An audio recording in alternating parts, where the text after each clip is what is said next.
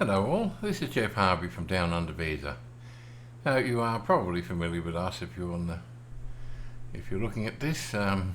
We are the registered migration agents for Australia, based in Manila Philippines. We specialise in partner visas for Australian Filipina couples, as well as tourist visas, child visas, etc.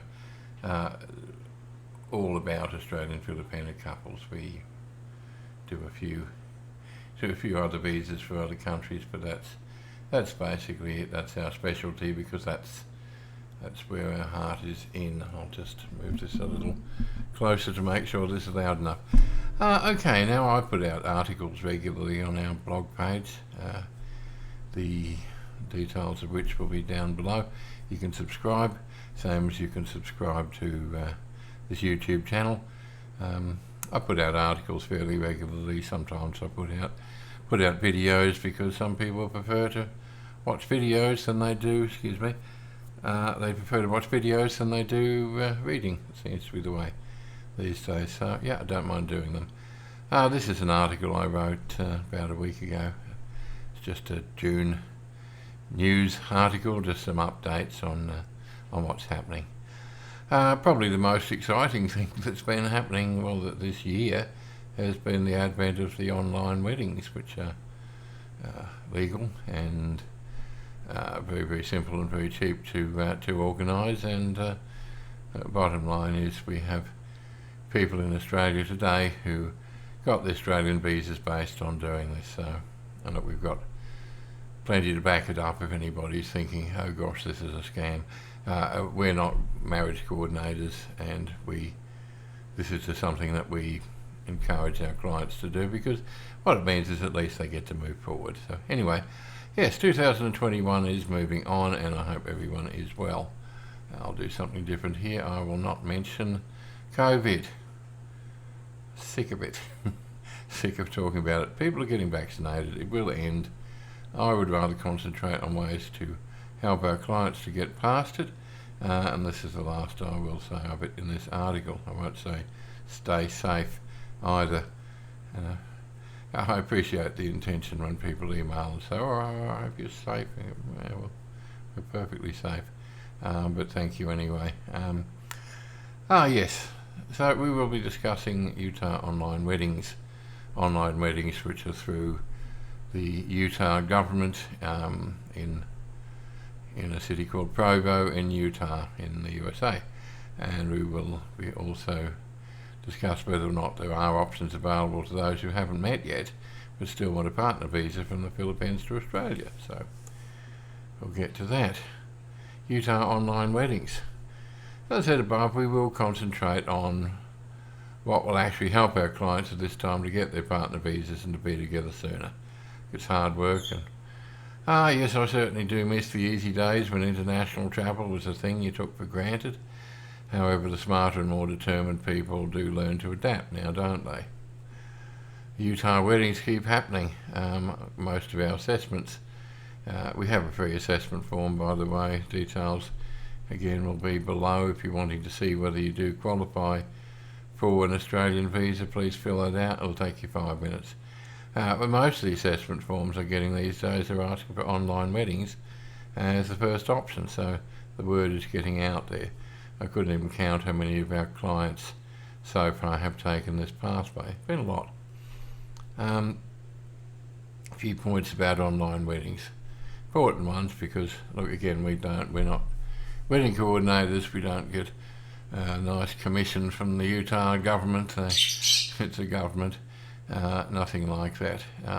Go direct to the Utah government in Provo. Okay, I cannot stress this more strongly. The process is easy. It is ridiculously easy. Now, there are no go-betweens are needed. We asked about the process initially, and we considered actually offering that as a service ourselves if it was necessary, but it's not needed. It's far too easy. I would feel silly and embarrassed to charge a fee to get you to say, go to this website, because that's basically all it is. One of our clients was quoted by a certain US company $2,000 US to organise the wedding. Now, guess what they still had to do if they did it this way? They have to contact the Utah government to organise a marriage licence. They have to contact the Utah government to organise the wedding. Now, guess what we do for free? We tell you to contact the Utah government to organise a marriage certificate, and we tell you to contact the Utah government to organise the wedding. We do that for free. So please have a look on our channel and look at some of there are some YouTube videos here of clients who, client reviews of dealing with down under visa and with going through the Utah weddings. Please have a look, and you'll see how easy it was for them. So, don't take my word for it alone, which you probably won't anyway. Have a look. Okay, is an online wedding cold and impersonal? Again, please have a look on the channel, and because you'll see some videos there. Also have a look at www.onlinefilipinoweddings.com. Please have a look at the page, and further down you see a video, one of our clients' weddings, and thank you very much to Paul and Ella for your extraordinary kindness in sharing this. Even with Zoom, they had 27 camera views, I noticed, so they had as many guests as they wanted to have actually attending the Zoom wedding. So it wasn't just them alone in a room somewhere.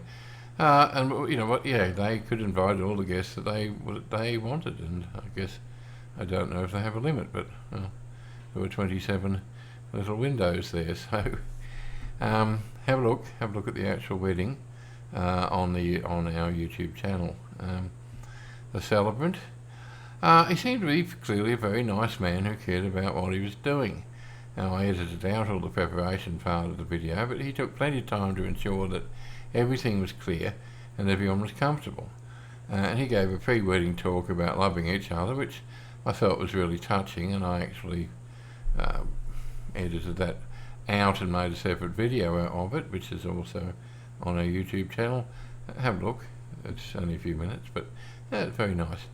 Look, I've been to registry office weddings in Australia. I found them a lot less human than this.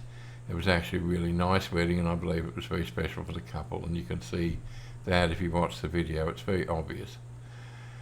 Now, next point, the CFO, which is the Commission for Filipinos Overseas. If you know anything about partner visas to Australia, you know this is something you'll need to attend. Now, they run guidance and counselling seminars for partner visa holders, in other words, those who are granted subclass 300s, which are prospective marriage visas, and subclass 309 offshore partner visas. Now, by Philippines law, this is Philippines law, nothing to do with Australia, nothing to do with getting a visa, nothing whatsoever. It is a Philippines law, and it is compulsory to attend this, get a certificate of attendance and a sticker in the passport. Now, just to explain, they brought this out years ago. It was actually following a fairly dreadful movie called Filipino Dream Girls. Vaguely entertaining, but didn't show the Philippines in a particularly great light. At that point, they banned marriage agencies in the Philippines because there was exploitation going on, and they set up the CFO to run these seminars, which is basically there to ensure that a Filipino lady doesn't marry an Australian or anybody else, end up stuck in a shack in the bush somewhere and getting threatened that if she doesn't do as he says, he'll have her tossed into a detention centre or deported or something like that. So, it's educating girls as to what to expect and what their rights are. So, it's not a bad thing. It is law. So, if you have a subclass 300 prospective marriage visa, if you have a subclass 309 offshore partner visa, or if you have a subclass 820 onshore partner visa and you have returned to visit, then you need to attend the CFO seminar and get your sticker, or they will not let you leave the country. Simple as that. They do it for good reason. Law of the country must do. at the moment, just letting you know that they are running these seminars online, so it's a whole lot simpler than having to book and head into Manila, so a good thing. Hopefully that will continue even after this nonsense is over. Marriage certificates. Now you see a link on the CFO, to the CFO on the Migration Hub. This is for down under visa clients. If you're not a down under visa client, become one.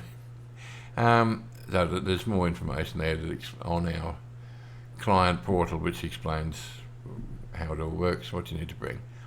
One thing you will see is a marriage certificate. Now, ideally, the marriage certificate should be one issued by the PSA, which was also called the NSO, the National Statistics Office. PSA is Philippines Statistics Authority. Okay. So if you married outside the Philippines, they still want to see a marriage certificate from the PSA. So what if you married outside the Philippines? This includes if you married in Australia, same deal. So you contact the Philippines Embassy soon after your wedding, soon as possible, and organise for them to register your marriage with the Philippines government. And this means you can order and obtain a PSA marriage certificate after this is done. So again, don't leave it till the last minute. Now, if you marry in the US, which is what you are doing if you have an online wedding, you have a legal US marriage and a legal US marriage certificate.